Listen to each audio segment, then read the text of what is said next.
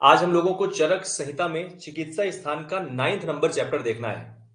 अब तक हम लोगों ने चिकित्सा में टोटल 8 चैप्टर्स फिनिश किए हैं, जिसमें सबसे पहला अध्याय था रसायन अध्याय, दूसरा अध्याय था वाजीकरण और बाकी के अध्याय आपको बताया था कि स्टार्टिंग के जो आपको 8 चैप्टर मिलेंगे रसायन और वाजीकरण के बाद, वो सारे अध्याय निदान स्थान के जो चैप्टर्स होते हैं उन्हीं सीरीज में हमको मिलते हैं। जैसे सबसे पहला ज्वर मिला, फिर रक्तपित्त आया, उसके बाद 5वां नंबर गुल्म, देन उसके बाद प्रमेह, फिर कुष्ठ चिकित्सा पढ़ा और उसके बाद हम लोगों ने राजक्षमा पढ़ा और आज हम लोगों को उन्माद चिकित्सा शुरू करनी है। सबसे पहले तो ये जानते हैं कि उन्माद जो होता है, जो उन्माद शब्द है वो किस धातु से मिलकर के बना होता है। हमारे यहाँ पर संस्कृत में धातुएं होती हैं, उन धातुओं से मिलकर के बाकी के शब्द बनते हैं। आप विमर्श देखना और विमर्श में अंडरलाइन कर देना कि जो उन्माद शब्द है यह उद पूर्वक, अंडरलाइन करेंगे, उद पूर्वक मद मद धातु जो होती है, मद धातु, उसमें घा प्रत्यय करने से बना है। आपने केवल अंडरलाइन कर दिया यहां पर। और आप सेकंड लाइन पे एकदम लास्ट में देखना कि जैसा कि कहा गया है, मदयंत उदगता दोषा, जब कोई व्यक्ति मद पूर्वक ऐसा लगे कि उसके मध्य जैसे उसके सिम्टम दिखने लगे और मध्य वाले सिम्टम को लेकर के उसके दोष उभाड़ में आए, मतलब एग्रावेट हो जाएं, यस्मान यस्मान उन्मार्ग गामता, और जब ये दोष उन्मार्गगामी हो जाएं, मतलब अपने मार्ग से जो प्रॉपर मार्ग है उस चैनल से हट करके दूसरे मार्ग में चले जाएं, तो मानसो अयमतो व्याधिर, ऐसी व्याधि जिसमें ये दोष उसके मन को भी उपतप्त कर दें, उसके मन को भी डिस्टर्ब कर दें, तो ऐसी व्याधि को उन्मादा इति कीर्तता, ऐसा यहां पे लाइन आती है, आपने अंडरलाइन कर दिया इस लाइन को, ऐसा उन्माद के बारे में बोला गया है। कोटेशन नंबर आप 3 देखेंगे, केवल अंडरलाइन करना पहली लाइन को, बुद्धि स्मृति ज्ञान तपो निवासा, ऐसे व्यक्ति या ऐसे व्यक्ति के बारे में बात हो रही है जो जिनकी बुद्धि, जो बुद्धि में, स्मृति में, ज्ञान में और तप में अपने आप में एक निवास स्थान है। इन सबका अपने आप में एक व्यक्ति घर है और इन्हीं को आगे कहा गया पुनर्वसु। ये जो सारे विशेषण है ना, ये सारे एडजेक्टिव पुनर्वसु के लिए बोले गए हैं। कितना अच्छा क्वेश्चन पूछते थे जब भी कोई शिष्य अपने शिक्षक से बात करता था तो शिक्षक के बारे में बताता था, उनकी पहले महिमा मंडन करता था कि जो बुद्धि के निवास स्थान है, जो स्मृति के निवास स्थान है, जो ज्ञान के निवास स्थान है और तप के निवास स्थान है, ऐसे पुनर्वसु आपने अंडरलाइन कर दिया। और आगे की लाइन को आप बॉक्स में बंद करके हाईलाइट करना, प्राण भृताम शरण्यम। प्राण भृताम शरण्यम का मतलब होता है ऐसे, और ऐसे पुरुष जो प्राणियों को शरण देने वाले हैं, ऐसे पुरुष जो प्राणियों को शरण देने वाले हैं। इस लाइन को आपने बॉक्स में बंद किया और अलग कलर का हाईलाइटर यूज करना। ये लाइन आपको सिंगल दे देगा, प्राण भृताम शरण्यम, ये किसके लिए बोला गया है एडजेक्टिव, तो आपको बताना होगा अग्निवेश के लिए। यहाँ पे पुनर्वसु आत्रे के लिए ये शब्द यूज किया जाता है, तो आपने इसको हाईलाइट कर दिया। आप हिंदी देखना, हिंदी में फर्स्ट लाइन के सबसे लास्ट पे लिखा होगा, प्राणियों के लिए शरण देने वाले भगवान पुनर्वसु, आपने इतना हाईलाइट कर दिया और आगे बढ़ जाएंगे। कोटेशन नंबर 4, उन्माद के कारण के बारे में अगर हम बात करें तो बहुत स्पष्ट कारण होते हैं जो सभी को पता होता है। आप केवल हाईलाइट करेंगे ये लाइन, पहली लाइन को, कि उन्माद के कारण क्या क्या है। विरुद्ध आप हाईलाइट करना, दुष्ट, ऐसा व्यक्ति जो विरुद्ध भोजन करता हो। विरुद्ध भोजन मतलब मछली भी खा रहा है, दूध भी खा रहा है, दूध के साथ में कोई अम्ल पदार्थ खा रहा है, जिन चीजों का हमारे यहां निषेध किया गया है, ऐसे विरुद्ध आहारों का वो सेवन लगातार कर रहा है। और दुष्ट भोजन का मतलब होता है कि ऐसे भोजनों का ज्यादा प्रयोग करना जो अधिक मात्रा में विष का काम करते हो। जैसे यहाँ पे कोई भी, जैसे मधु और घृत अगर हम आपस में मिला करके खाएं तो वो क्या होता है, वो विष का काम करता है। तो ऐसे दुष्ट भोजन के बारे में बात करते हैं। और असुचि भोजन, असुचि मतलब अपवित्र भोजन जिसमें बहुत ज्यादा गंदगी से बनाया गया हो, कहीं पे भी गंदगी के स्थान में बना लिया गया हो, किसी बर्तन में बना लिया गया हो, ऐसे भोजन को भोजनानी, ऐसे भोजन को जो व्यक्ति करता है, कॉमा कर देंगे और हाईलाइट करेंगे पूरी लाइन को, विरुद्ध दुष्ट असुचि भोजनानी प्रदर्शनम देव गुरु द्विजा नाम, आप इस लाइन को पूरी हाईलाइट कर देंगे। और इसके अलावा वो देवताओं का, ऐसा व्यक्ति जो हमेशा देवताओं का, गुरुओं का, और द्विज, द्विज कहते हैं विद्वान जो लोग होते हैं, ब्राह्मण लोगों को, कि उनका जो प्रदर्शन करता है, अपमान करता है, ऐसे लोगों को भी आप हाईलाइट करना, सेकंड लाइन, सेकंड पाद को भी, और आगे की लाइन आप अंडरलाइन करना, उन्माद हेतुर भय हर्ष पूर्वो, अंडरलाइन करेंगे। उन्माद के हेतु होते हैं ये सारे के सारे, उन्माद के हेतु होते हैं। और क्या क्या हेतु होते हैं, तो उन्माद का हेतु भय भी होता है। अगर कोई व्यक्ति बहुत ज्यादा डर जाए अचानक से, अगर किसी को डरा दिया जाए, तो कभी-कभी वो डर भी मनुष्य में उन्माद पैदा करता है। और इसके अलावा अगर कोई मनुष्य बहुत ज्यादा खुश हो जाए, कहते हैं ना कि खुशी से पगला गया, तो जो खुशी से पगला जाते हैं उनको भी, वो भी उन्माद का ही एक रूप होता है। इसलिए ज्यादा हर्ष भी ठीक नहीं है। हमारे यहाँ पर इसीलिए बोला गया, योग का कॉन्सेप्ट आया कि हमें ना दुख में ज्यादा दुखी होना है और ना सुख में या ज्यादा खुशी होना है। एकदम साम्यावस्था वाली पोजीशन में रहेंगे तो कभी भी इन सब चीजों के, मानसिक विकारों का व्यक्ति शिकार नहीं हो सकता है। आपने इस लाइन को अंडरलाइन किया और आगे लिखते हैं मनो अभिघातो। ऐसा करने से होता क्या है, क्योंकि जितनी चीजें कर रहा है वो सब खराब कर रहा है। और खराब, जब शरीर से उसके कम कर्म खराब हो रहे हैं, काम खराब हो रहे हैं, वर्क बेकार कर रहा है, तो जाहिर सी बात है उसका मन कैसा होगा, मन में अभिघात हो जाएगा, मानसिक अभिघात होगा। और इससे उसकी विस्माश चेष्टा, अंडरलाइन कर देंगे, उसकी चेष्टाएं शरीर क्या होंगी, विषम हो जाएंगी। और इसी प्रक्रिया को हम लोग क्या कहते हैं, उन्माद कहते हैं। यही सारी चीजें आगे चल के उन्माद को जन्म देती हैं। आपने सिंपल सा अंडरलाइन किया और आप हिंदी देख लेना, इसकी हाईलाइट करेंगे। विरुद्ध, दुष्ट, असुचि या अपवित्र भोजन, देवता, गुरु, द्विज का अपमान करना, हाईलाइट कर देना और अंडरलाइन करना। अधिक भय या हर्ष से होने वाले मानसिक अभिघात तथा अन्य विषम चेष्टाएं उन्माद रोग में प्रमुख कारण होते हैं। जनाब आगे बढ़ेंगे, कोटेशन नंबर 5 देखना, उन्माद रोग की संप्राप्ति क्या होती है। एक्चुअली में कोई भी व्यक्ति, हमारे यहां जितने भी सद्वृत्त बताए गए हैं, सद्वृत्त का मतलब है कि हम अपने से बड़ों का सम्मान करें, देवताओं की पूजा करें। जितने भी सद्वृत्त बताए गए हैं, ये सारी चीजें अभी तक हमने जो पढ़ी 4 नंबर कोटेशन में, सब कुछ सद्वृत्त से अपोजिट व्यक्ति कर रहा था। अब जब कोई व्यक्ति सद्वृत्त से अपोजिट काम करेगा, सद्वृत्त का को पालन करना कोई आपके बाउंडेशन का काम नहीं है, ये कोई बाउंडेड चीजें नहीं है कि हमें करना ही है। लेकिन सद्वृत्त अगर कोई करता है तो उससे क्या होगा, उसका सत्व मजबूत होता है। मंदिर जाने से नहीं पता भगवान मिलते हैं कि नहीं मिलते, लेकिन मंदिर जाने से, मस्जिद जाने से या गुरुद्वारा जाने से, कहीं पे भी जहां हम जाते हैं वहां पे हमें सुकून मिलता है, वहां पे हमारा सत्व क्या होता है, मजबूत होता है। तो मन मजबूत करने का मेन कॉन्सेप्ट है, बाकी चीजें तो अलग है। तो होता क्या है कि इसके पहले जितने कारण लोग, जब कोई व्यक्ति करने लगता है, तो उससे आप हाईलाइट करना इस लाइन को, तैर अल्प सत्वस्य मलाह प्रदुष्टा, कॉमा करके आप इस लाइन को पूरी हाईलाइट कर देंगे। तैर, तैर से मतलब ऊपर जो कारण बताए गए हैं उन कारणों से अल्प हो जाता है सत्व। सत्व मनुष्य का क्या हो जाता है, अल्प हो जाता है, मतलब मन उसका दुर्बल हो जाता है। और जब दुर्बल हो जाता है मन, तो होगा क्या, जब दुर्बल मन हो जाएगा तो उसके शरीर के जितने भी दोष होंगे एग्रावेट करेंगे। और वही जो ऊपर के कारण यूज कर रहा है, वही जब उसी से जब एग्रावेट हो जाएगा उसके दोष, तो मल भी उसके शरीर के क्या होंगे, मल भी दूषित हो जाएंगे। पूरे वात आदि जो होते हैं, वात पित्त कफ, ये सब भी दूषित हो जाते हैं।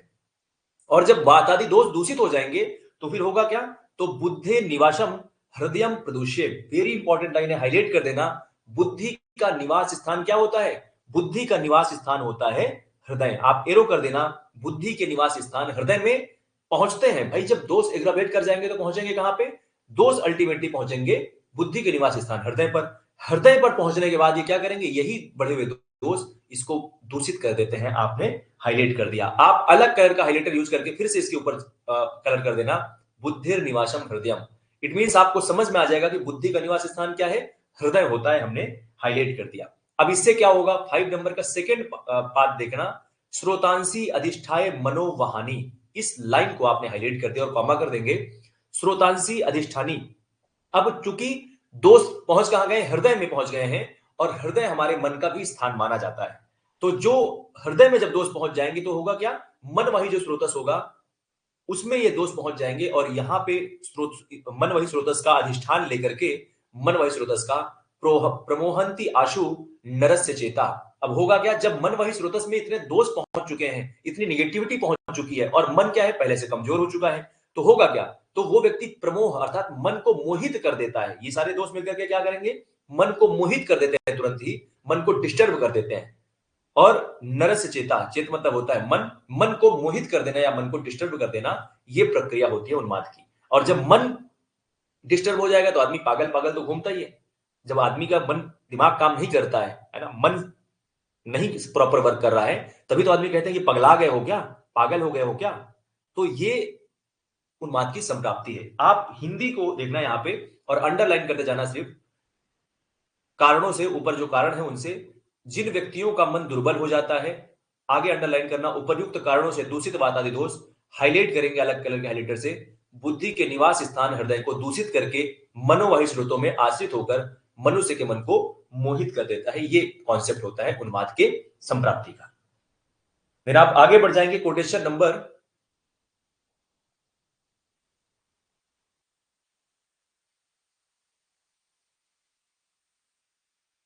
इसमें 6 नंबर कोटेशन आप लोगों में देखना लिखा होगा, यहां पे शायद नहीं है।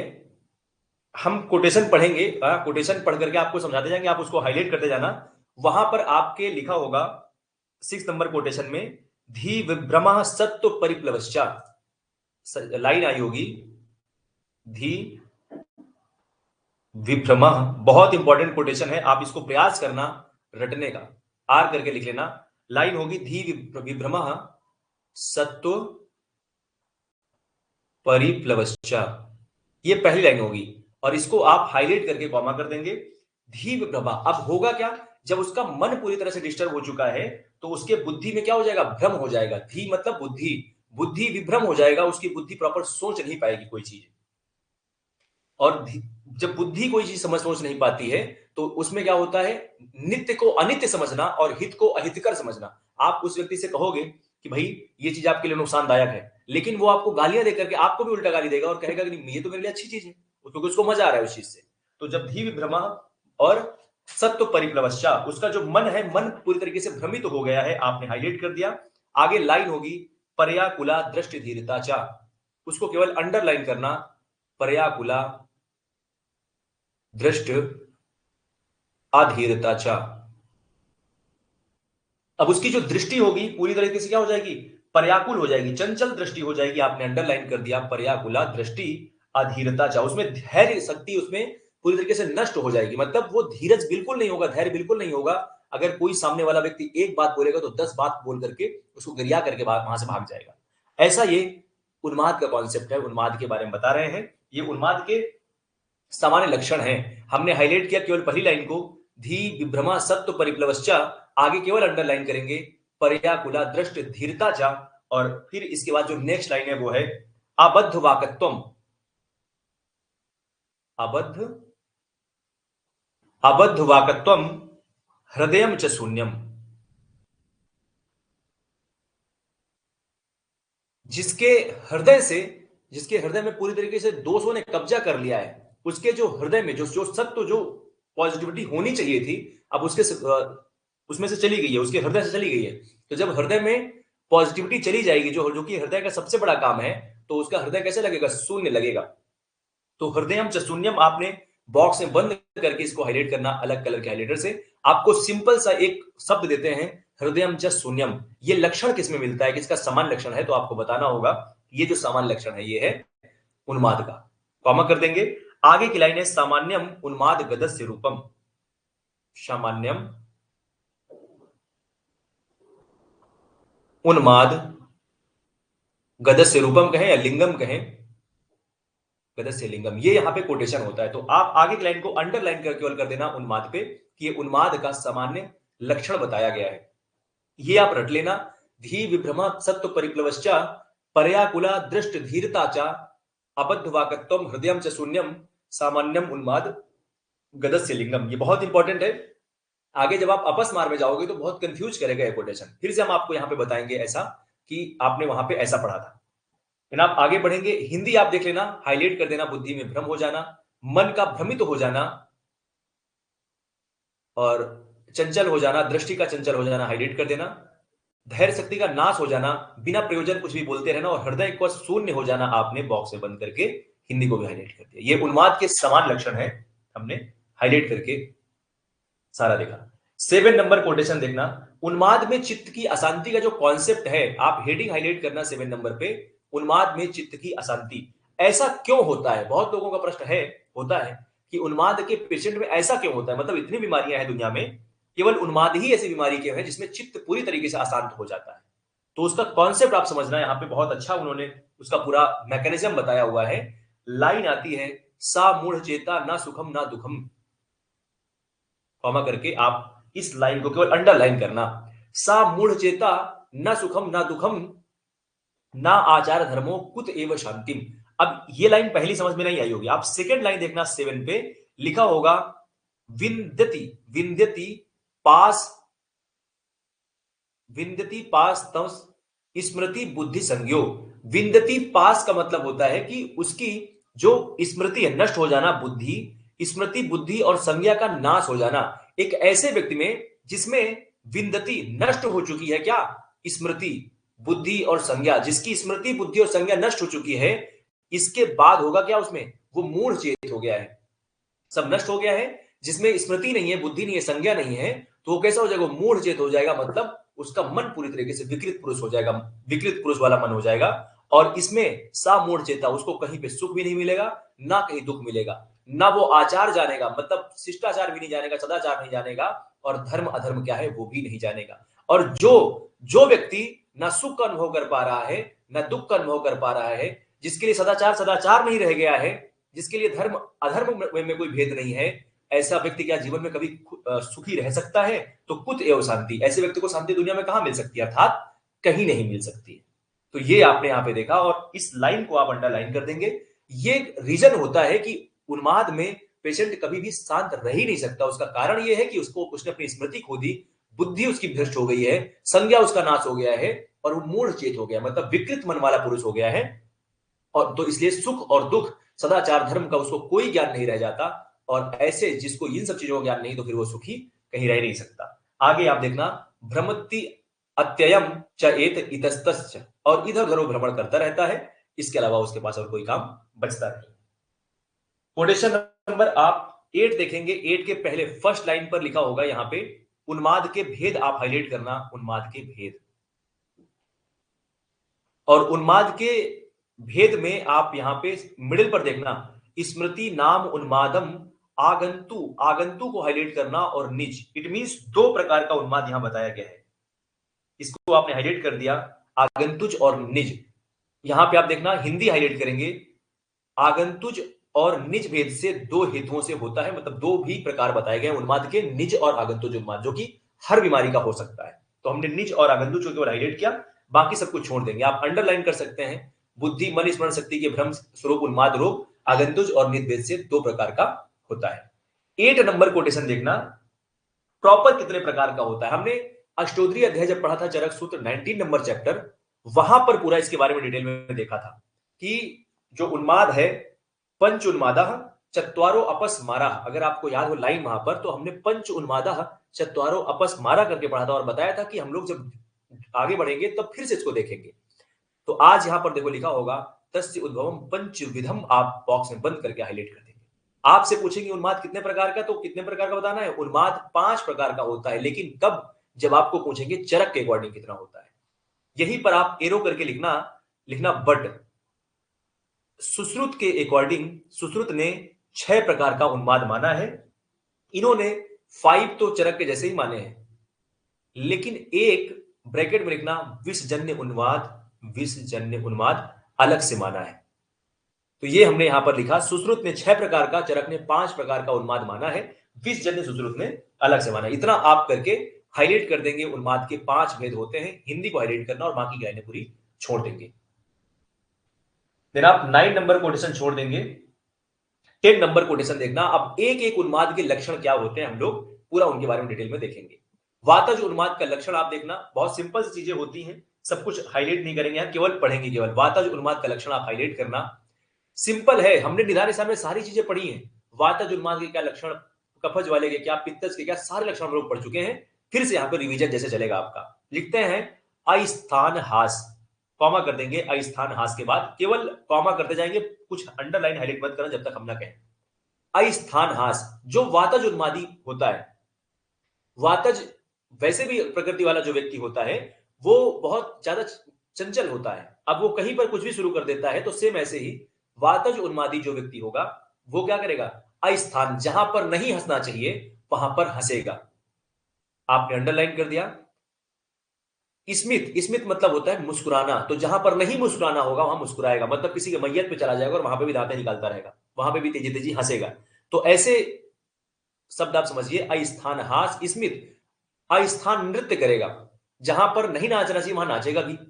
पता चला कि कोई, किसी को चोट लग गई है, गाना पहले बज रहा था, सब लोग नाच रहे थे, अब अचानक से किसी को चोट लग गई है, वो पूरी पब्लिक जिसको चोट लगी है उसको उसको बचाने पे लगी है, उसको ट्रीटमेंट करवाने पे लगी है, लेकिन वो डीजे पे नाचे पड़ा है पूरा। तो ऐसे जो लोग हैं ये कहते हैं कि नाचना, अस्थान नाचना भी एक इनका लक्षण होता है वाताजुन्माद वाले का। अस्थान गीत, जहां पे नहीं गाना चाहिए वहां पे गाए पड़ा है वो, जहां पे नहीं बोलना चाहिए वाग, जहां नहीं बोलना चाहिए वहां बोलता है। और विक्षेपण विक्षेपण रोदनानी, और अपने अंगों से विविध चेष्टाएं करता है और बहुत तेजी तेजी रोता है। तो ये आपने अंडरलाइन कर, यहां पे केवल कॉमा करते जाएंगे। अंग विक्षेपण को हमने कॉमा कर दिया, रोदनानी को कॉमा कर दिया यहां पे। देन आप आगे फिर से पढ़ेंगे। फिर नॉर्मल से कैरेक्टर है। परुस्ता किसका है? वात का लक्षण है।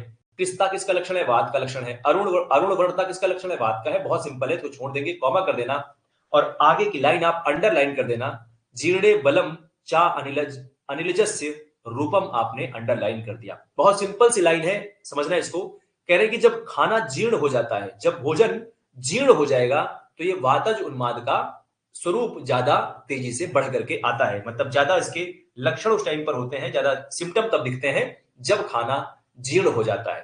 क्यों दिखते हैं? बहुत सिंपल सा कॉन्सेप्ट है। खाना हम खाते हैं तो कफ उस टाइम में प्रकोपित होता है, हमें सबको पता है। तो इट मींस वात कफज उन्माद जो होगा, खाना जैसे ही हम खाएंगे, है ना, जैसे ही खाना खाएंगे उस टाइम पे वात कफज उन्माद जो होगा वो एग्रावेट होगा। खाना जब पचेगा पक्वावस्था में, पित्त बढ़ता है तो पित्तज उन्माद उस टाइम पे एग्रावेट होगा। और जब खाना पच जाता है तो वात प्रकोप होता है, तो जाहिर सी बात है जीर्ण हो जाने पर खाने के वातज उन्माद का लक्षण प्रकट होगा। तो बहुत सिंपल लाइन है, लेकिन फिर इसलिए हमने अंडरलाइन किया। बाकी आप सब में ये कॉन्सेप्ट लगाना है आपको। इतना करके आपने छोड़ दिया। आप इसके कोटेशन में ही देखना, हिंदी देखने की ज्यादा आवश्यकता नहीं है, बहुत ज्यादा इंपॉर्टेंट भी नहीं है, हमने इसलिए अंडरलाइन हाईलाइट कुछ नहीं करवाया। 11 नंबर कोटेशन देखना यहां पर, और 11 नंबर कोटेशन में पित्तज उन्माद का कारण और संप्राप्ति देखो लिखा होगा।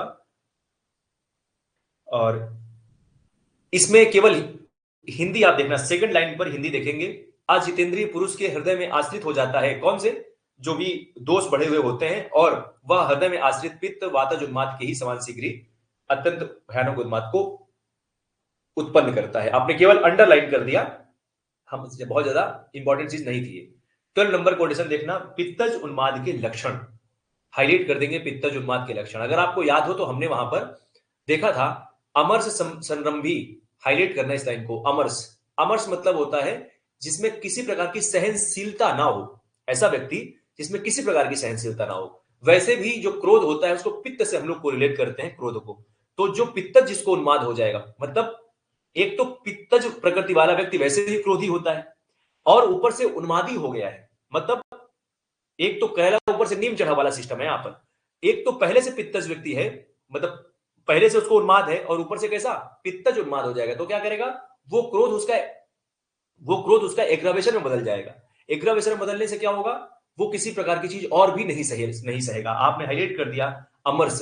संरंभम को आपने हाईलाइट कर दिया। संरंभ, उसके जो नेत्र होंगे पूरी तरीके से लाल होंगे, रेडनेस उसके नेत्रों में होगी, आपने इसको हाईलाइट किया।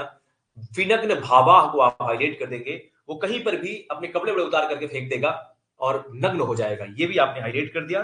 तो हमने हाईलाइट कर दिया अमर्ष संरंभम विनग्न भावाह, ये जो लक्षण है ये पित्तज उन्माद के लक्षण है, हमने हाईलाइट कर दिया। आगे आप अंडरलाइन कर देना, संतर्जन अति द्रमण उष्ण उष्णयोर रोषा। रोषा का मतलब होता है रोष दिखाना, मतलब क्रोध करना। और शरीर कैसा होगा उसका? उष होगा, द्रवण, अभिद्रवण मतलब बहुत ज्यादा दौड़ेगा, बहुत भयानक, क्या करेगा, दौड़ता रहेगा, चिल्लाता रहेगा। और उसके शरीर कैसे होगी? उष्ण रहेगी, और क्रोधी बहुत ज्यादा होगा। संतर्जनाति, संतर्जन का मतलब होता है किसी को भी डराएगा, धमकाएगा, ऐसी चीजें करेगा। तो आपने अंडरलाइन किया। और आगे देखना यहाँ पे सेकंड लाइन, प्रच्छाय, प्रच्छाय शीत अन्न जल अभिलाषा, इसको आपने अंडरलाइन कर दिया। वो छाया का, क्योंकि पित्त है, पित्त क्या करेगा, उसके शरीर में टेम्परेचर को रेज करने वाला होता है, इसलिए उसके शरीर कैसी होती है? उष्ण, हमने पढ़ा उष्ण होती है उसके शरीर। अब जब किसी के शरीर उष्ण होगी तो उसकी अभिलाषा क्या होगी? छाया में बैठने की अभिलाषा होगी। शीत अन्न, शीतल जल पीने की इच्छा होगी। आपने केवल इस लाइन को अंडरलाइन कर दिया। और आगे आप देखना, पीता चा भाह, उसकी जो कांति होगी, कांति कैसी होगी? पीत वर्ण की होगी। देखने में कैसे लगेगा? पीत वर्ण लगेगा। और पित्त कृतस्य लिंगम, ये पित्तज उन्माद के लक्षण बताए गए, आगे को छोड़ देंगे बस। तो आप हिंदी चाहे तो हाईलाइट करना, अमर्ष संरंभ और नग्न हो जाना हमने हाईलाइट कर दिया, आगे अंडरलाइन कर लेना। संतर्जन, अभिद्रवण और शरीर का गर्म रहना, क्रोध करना, ये सारी चीजें हैं। छाया, शीतल जल अन्न की कामना करता है। जनाब आगे बढ़ेंगे, कोटेशन नंबर 13 देखना है यहां पर, कफज उन्माद। कफज उन्माद को हाईलाइट कर देना, इसके कारण क्या है और संप्राप्ति क्या है ये हम लोग देखेंगे। इसमें सबसे पहली लाइन लिखी होगी, संपूर्ण संपूर्णैर मंद विचेष्टितस्य, अंडरलाइन कर देना, स उष्मा कफो मरमड़ी संप्रवृद्धा, इसको भी आपने अंडरलाइन कर दिया। स उष्मा कफो मरमड़ी संप्रवृद्धा को आपने एक साथ अंडरलाइन कर दिया। जिस कफज उन्माद जिसको भी होता है, मतलब जो भी व्यक्ति होगा जिसको कफज उन्माद होगा, उसका कैरेक्टर क्या होगा? पहला उसका कैरेक्टर होगा संपूर्ण मंदे, उसकी सभी प्रकार की जो चेष्टाएं होंगी कैसे होगी? मंद चेष्टाएं करेगा, मंद विचेष्टितम आपने अंडरलाइन कर दिया। और इसके आगे लिखते हैं सा उष्मा, अधिक मात्रा में भोजन करने वाला होगा और शरीर में उष्मा, जो शरीर की उष्मा होगी ये कफ को कुपित कर देगी। कफ को क्या करेगी? कुपित कर देगी। जो कफ ठंडा शांति से पड़ा था, ये शरीर की उष्मा क्या करेगी? उसकी शरीर की उष्मा, चूंकि कोई काम कर नहीं रहा है तो शरीर में हीट तो बराबर बन रही है, क्योंकि खाना भी बहुत ज्यादा खा रहा है, तो ये जो शरीर की उष्मा होगी ये क्या करेगी? कफ, जो शरीर का कुपित कफ है उसको क्या करेगी? मर्म स्थान पर ले जाकर के छोड़ देगी। हृदय रूपी जो मर्म स्थान होता है वहां पर ले जाकर के उसको छोड़ देगी, और वो क्या होगा? वहां पर एग्रावेट होता जाएगा। ये जो कफ होता है एग्रावेट होता जाता है। आगे की लाइन आप सारी छोड़ देना, आप हिंदी देखना इसकी।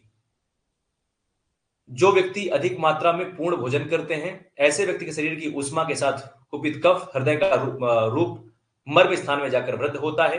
हृदय प्रदेश में बढ़ा हुआ वह पित्त के साथ कफ बुद्धि और स्मरण शक्ति को नष्ट करके मोहित करता हुआ उन्माद उत्पन्न कर देता है। आप अंडरलाइन कर देना बस। आप इसकी विमर्श देखना, विमर्श में हाईलाइट करेंगे विमर्श। थर्ड लाइन के एकदम लास्ट में, ऊपर से फर्स्ट सेकंड और थर्ड लाइन के एकदम लास्ट में देखेंगे लिखा होगा चक्रपाणी, को आप हाईलाइट कर देना। यहां पे जो ऊष्मा शब्द है, चक्रपाणी ने ऊष्मा शब्द से शक्ति का ग्रहण किया है, अर्थात कफ अपनी पूर्ण शक्ति से कुपित होकर के उन्माद को उत्पन्न करता है। आप ये लाइन हाईलाइट कर देना। कभी कभी आपसे चक्रपाणी का विमर्श पूछते हैं कि इस कोटेशन में ये जो स उष्मा है, उष्मा शब्द से आप क्या लेते हो? तो ये कई बार उष्मा से पित्त को, चरक ने तो पित्त को लिया है, लेकिन चक्रपाणी कहते हैं ये जो उष्मा है, उष्मा का मतलब शक्ति से है। आपने विमर्श की पूरी लाइन को हाईलाइट कर दिया कि उष्मा का शब्द जो होता है वो पूर्ण शक्ति से कुपित होकर के उन्माद उत्पन्न करता है। 14 नंबर कोटेशन देखना, उन्माद जो कफज उन्मादी होता है उसके कैरेक्टर क्या क्या मिलेंगे, लक्षण क्या क्या मिलेंगे, आप अंडरलाइन करना। वाक चेष्टितम मंदम, इस लाइन को इतना अंडरलाइन कर देंगे, वाक चेष्टितम मंदम, उसकी जो भी बोलने की जो शैली होती है, बहुत कम बोलेगा, वाक बहुत कम करेगा, मंद हो जाएगा। उसकी चेष्टाएं, मतलब घूमना फिरने वाली जो चेष्टाएं हैं वो भी मंद हो जाएंगी। और आगे अंडरलाइन करना, अरोचकश्च, अरुचि हो जाएगी, खाना वाना खाने की भी उसकी बिल्कुल इच्छा नहीं होगी। और आगे की लाइन आप हाईलाइट करना यहां पे कॉमा करके, नारी विविक्त प्रियता अति निद्रा, वेरी इंपॉर्टेंट लाइन है, हाईलाइट करना पूरी लाइन को। नारी विविक्त प्रियता, स्त्रियों का बड़ा शौक होगा उसको उस टाइम पर, जो कफज उन्मादी होगा, स्त्रियों के बहुत, मतलब स्त्रियां उसको बहुत प्रिय लगेंगी। और विविक्त प्रियता, अपने आप को एकदम एकांत में रखना उसको ज्यादा अच्छा लगेगा, कि मैं अकेले रहूं, मैं किसी से बात ना करूं। आपके पास बहुत ऐसे लोग होते होंगे जो कई बार ऐसा आपको देखने को मिलता होगा कि वो किसी से बात नहीं करना चाहते हैं, अकेले रहना चाहते हैं। तो इसका मतलब आप एक बार देख सकते हैं कि कहीं वो उन्मादी तो नहीं होने वाला है, मतलब कफज उन्माद तो उसकी तरफ अब नहीं भाग रहा है। वैसे कफज उन्माद को हमारे मॉडर्न साइंस में आज के डेट में बहुत लोग डिप्रेशन से कोरिलेट करते हैं इसको। तो जो डिप्रेशन होता है सारे कैरेक्टर्स में ऐसे ही जनरली लोगों को मिलते हैं। तो आप नारी विविक्त प्रियता अति निद्रा को आपने हाईलाइट कर दिया, नींद बहुत आएगी, उसको बहुत जम के सोएगा। और आगे छर्दिश चलाला छोड़ देंगे। बलम चा भुगते को आपने हाईलाइट कर दिया, बलम चा भुगते, जैसे ही खाना खाएगा उसके उन्माद का बल अपने आप बढ़ जाएगा। खाना खाने के बाद क्या होता है, कफ बढ़ता है, तो जाहिर सी बात उन्माद का बल बढ़ जाएगा। आपने हाईलाइट कर दिया और आगे की लाइन छोड़ देंगे, नख आदि शौक्लम चा कपात्मकम, जो नख नेत्र जिह्वा होंगी ये सब कुछ क्या हो जाएंगे, सफेद हो जाते हैं। ये लाइन आप छोड़ देंगे। हिंदी देखना, लिखा होगा यहां पर कम बोलता है, अंडरलाइन करना। चेष्टाएं कम करता है, इसको भी अंडरलाइन कर देना। अरुचि को आप अंडरलाइन कर देंगे, हाईलाइट करना, स्त्रियां और एकांत स्थान में अधिक प्रिय होता है उसको। निद्रा अधिक लगती है, हाईलाइट करना। और थर्ड लाइन पे अंडरलाइन कर देंगे, भोजन करने के बाद शीघ्र ही उन्माद का वेग बढ़ जाता है। हाईलाइट कर देंगे इस लाइन को। तो इस तरह से कफज उन्माद के लक्षण हमने यहां पे देखे कि कफज उन्माद के कौन कौन से लक्षण महत्वपूर्ण है हमारे लिए। 15 नंबर कोटेशन है और 15 नंबर कोटेशन में लिखा होगा सन्निपातज उन्माद। हाईलाइट कर देंगे सन्निपातज उन्माद को और फर्स्ट लाइन ही इसकी हाईलाइट करेंगे, यह सन्निपात प्रभुओं, ऐसा उन्माद जो सन्निपात से होता है वो अति घोरा को आपने अंडरलाइन किया और अलग कलर से हाईलाइट कर देना। जो सन्निपातज उन्माद होता है ये अत्यंत भयानक होता है, क्योंकि उन्माद की चिकित्सा कैसे करते हैं? उन्माद की जनरली चिकित्सा होती है कि हम एक दोष को कम करके दूसरे दोष को बढ़ाने वाली चिकित्सा करते हैं, है ना? क्योंकि वहां पर हुआ क्या है, वहां पर तम बढ़ चुका है उसका, हम सत्व को बढ़ाने का वहां पे प्रयास करेंगे। लेकिन अगर सन्निपातज उन्माद हो जाए किसी को, तो वहां पर आप एक चीज को अगर बढ़ाओगे तो फिर बाकी चीजें बहुत ज्यादा घटने लगेंगी। तो सन्निपातज उन्माद इसलिए अति घोरा होता है, अति घोरा लिखा होगा और आगे आप सेकंड लाइन पर लास्ट में देखना लिखा होगा विरुद्ध विरुद्ध भैषज्य विधि विवर्ज्य। आपने इस लाइन को अंडरलाइन कर दिया, क्योंकि ये विरुद्ध भैषज्य हो जाता है। आप पता चला कफ की चिकित्सा करोगे वात बढ़ेगा, वात की चिकित्सा करोगे कफ बढ़ेगा, क्योंकि विरुद्ध भैषज्य है, विरुद्ध चिकित्सा होती है इसकी, इसीलिए इसको वर्जित कर देना चाहिए, अर्थात इसकी चिकित्सा नहीं करनी चाहिए। आप देखना हिंदी में फर्स्ट लाइन पे इस मिडिल पे हाईलाइट कर देंगे, अत्यंत भयंकर होता है, हमने हाईलाइट कर दिया। सबसे लास्ट लाइन में आना अतः वह असाध्य होता है, हाईलाइट कर देना, इसलिए विवर्ज होता है, अर्थात इसकी चिकित्सा नहीं करनी चाहिए, क्योंकि यहां पे दो सारे एक साथ प्रकोपित होते हैं। ये लाइन आपने हाईलाइट कर दिया और इसके जस्ट ऊपर भी देखो लिखा होगा जो हमने पढ़ा था, उन्माद की चिकित्सा विरुद्ध होती है, अंडरलाइन करना, अर्थात एक दोष की चिकित्सा करने पर दूसरे दोष कुपित हो जाते हैं, अंडरलाइन करके आगे असाध्य होता है, हमने हाईलाइट कर दिया था। 16 नंबर कोटेशन आप देखना, यहां पर आगंतुज उन्माद के कारण बताए गए होंगे कि आगंतुज, अभी 4 उन्माद हो चुके हैं, 5वां उन्माद कौन सा है? आगंतुज उन्माद है।